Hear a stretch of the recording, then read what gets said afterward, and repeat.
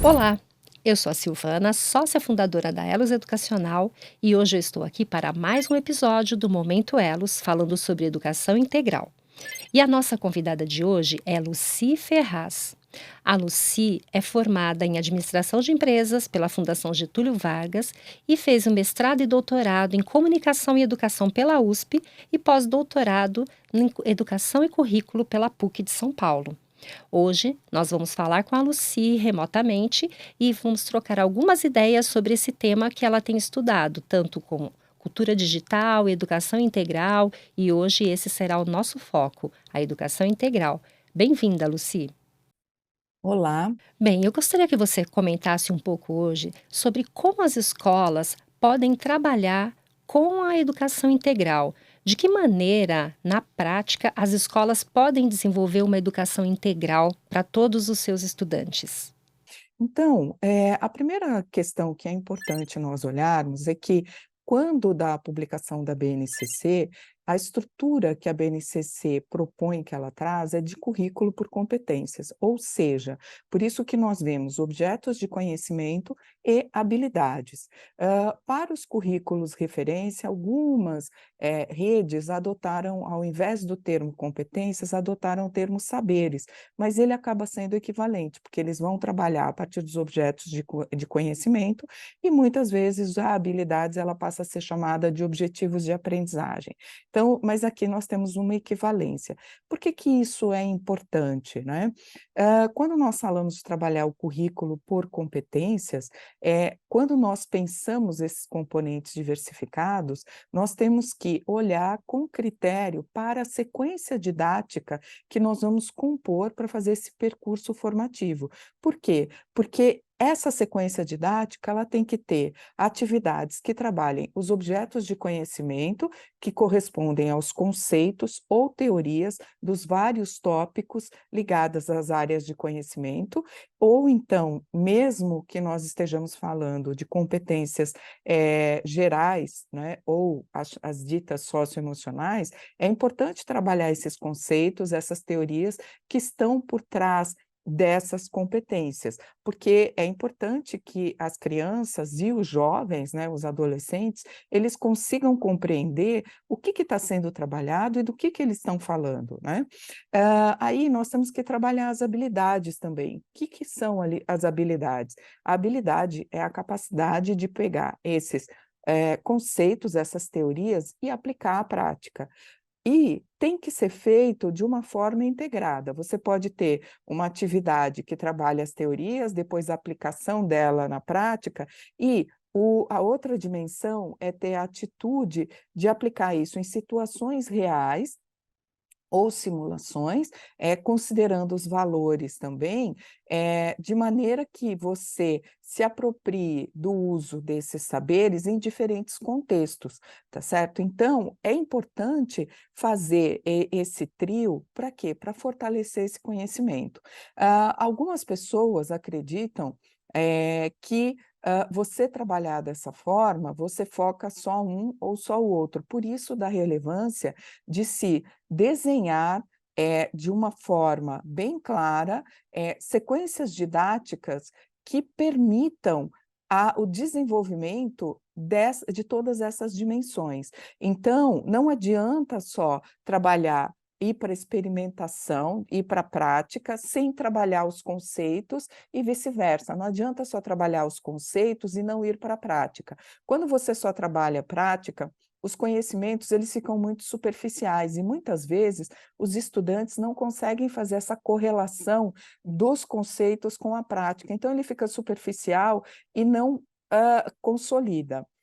E se você trabalha só as teorias, eles levam muito mais tempo e às vezes nem conseguem fazer essas conexões da aplicação prática. Inclusive, é muito interessante a dificuldade que os estudantes, né, eles têm de entender a relevância da escola. Por exemplo, muitos falam que o que tem na escola não serve para nada, que eles não estão aprendendo nada que preste, mas eles só estão lendo porque eles foram para a escola, eles estão fazendo contas porque eles foram para a escola, eles começam a entender discussões sobre o meio ambiente, sobre oxigênio, porque eles tiveram aula de ciências, ou eles sabem a questão das distâncias, e aí eles sabem como pular, como fazer exercício, só que isso tem que ser mostrado para ele. Então, uma das coisas que nós temos que trabalhar muito na educação integral é fazer essa aproximação entre os saberes conceituais e práticos, né, os objetos de conhecimento e as habilidades, com esses contextos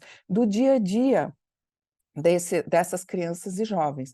Por isso, a importância de se envolver os familiares, a comunidade, outros órgãos, para eles verem isso aplicado na prática e para que as famílias também comecem a se dar conta da relevância dos saberes na vida deles como um todo. Então, é realmente muito importante que se faça essa ponte, né, entre esses saberes conceituais, factuais e a aplicação prática, mas também os contextos onde eles acontecem na vida real. Então, uma coisa que eu sempre costumo comentar quando eu dou formação nesse sentido é falar assim para os cursistas, que normalmente são os formadores de formadores ou os próprios professores, e aí é muito interessante eu falar assim: olha para o seu dia a dia, onde você consegue identificar esses saberes ocorrendo no dia a dia.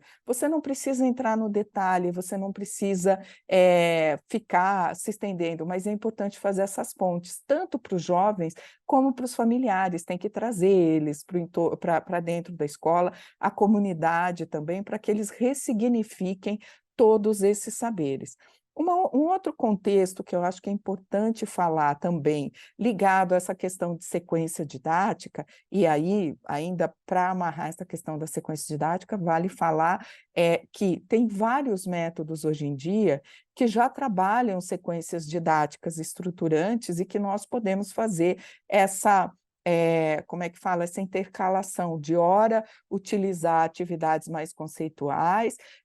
Você pode usar um pouco de exposição, porque às vezes você precisa dar repertório para o seu estudante, mas não se limite a isso. Distribua textos conceituais, peça para eles fazerem rápidas leituras e apresentarem, e você vai fazendo a intervenção.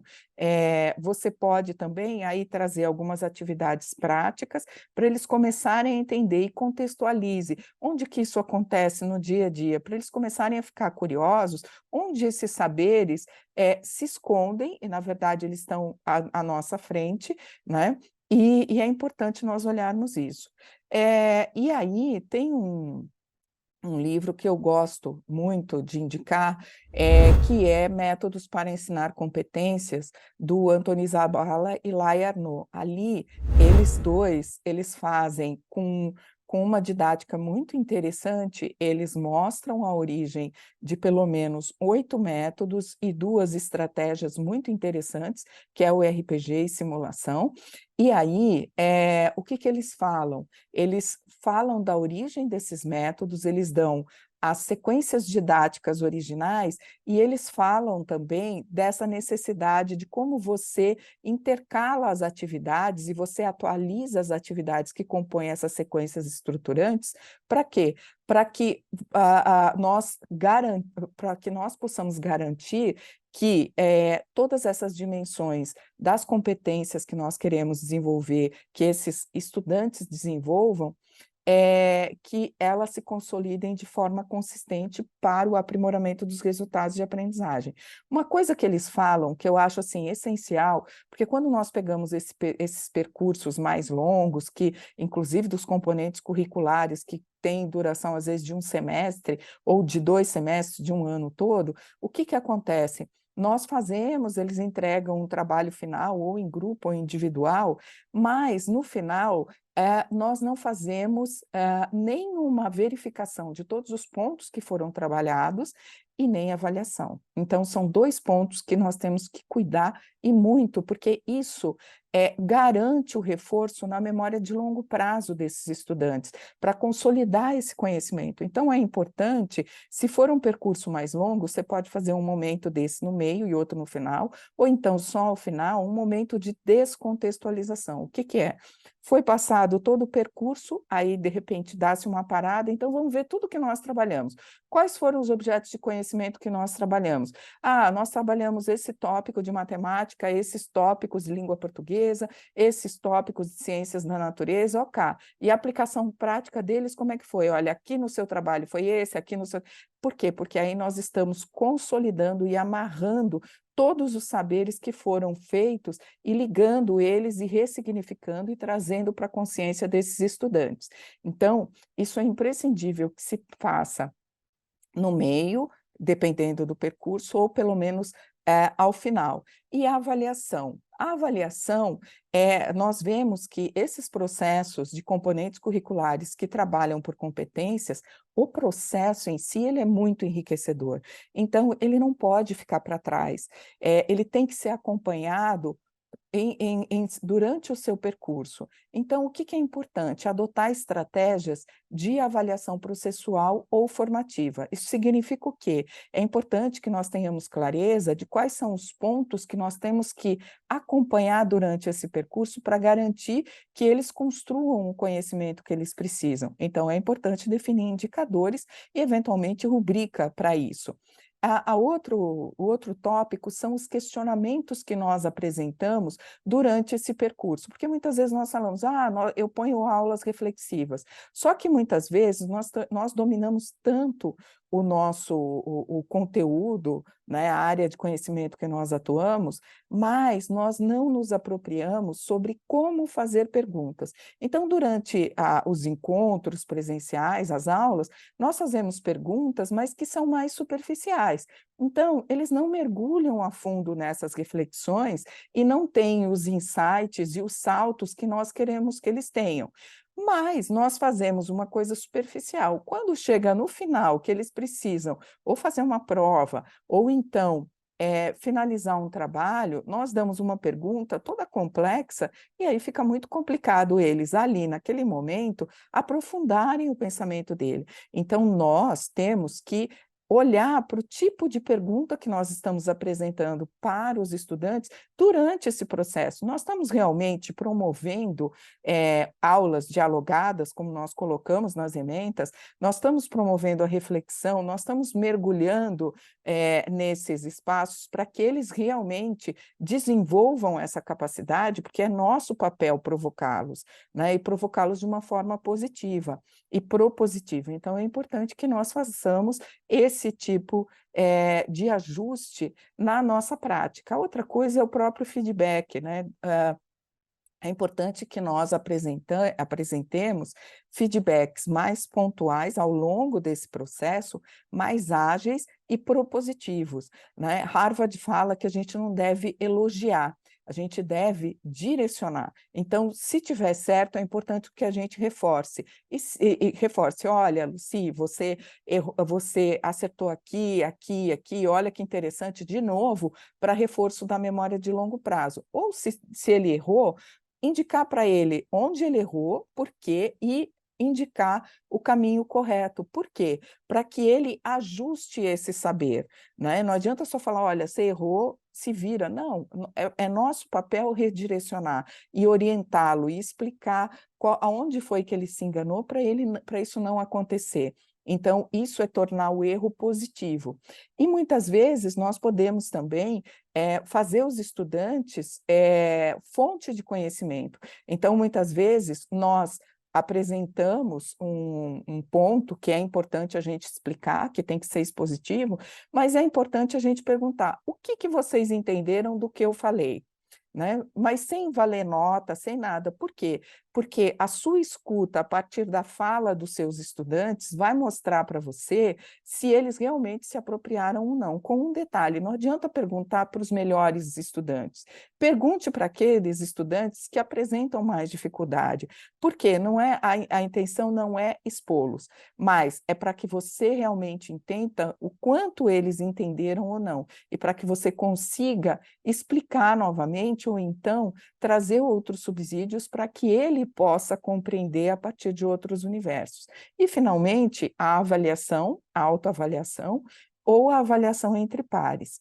Então, tudo isso é muito importante, principalmente para esses componentes curriculares diversificados, que são apresentados a partir da BNCC e dos currículos referência, mas principalmente para a educação integral, porque aí nós conseguimos olhar esses estudantes, essas crianças, esses adolescentes como um todo, e realmente trabalhar para a construção do eu pleno de cada um deles, tá ok?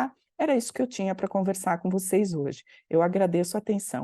Bem, muito obrigada pelas reflexões que você trouxe aqui. Com certeza vão contribuir muito com o nosso público que vai nos assistir, vai poder ampliar essas reflexões, trazer também os seus comentários aí nas nossas redes sociais.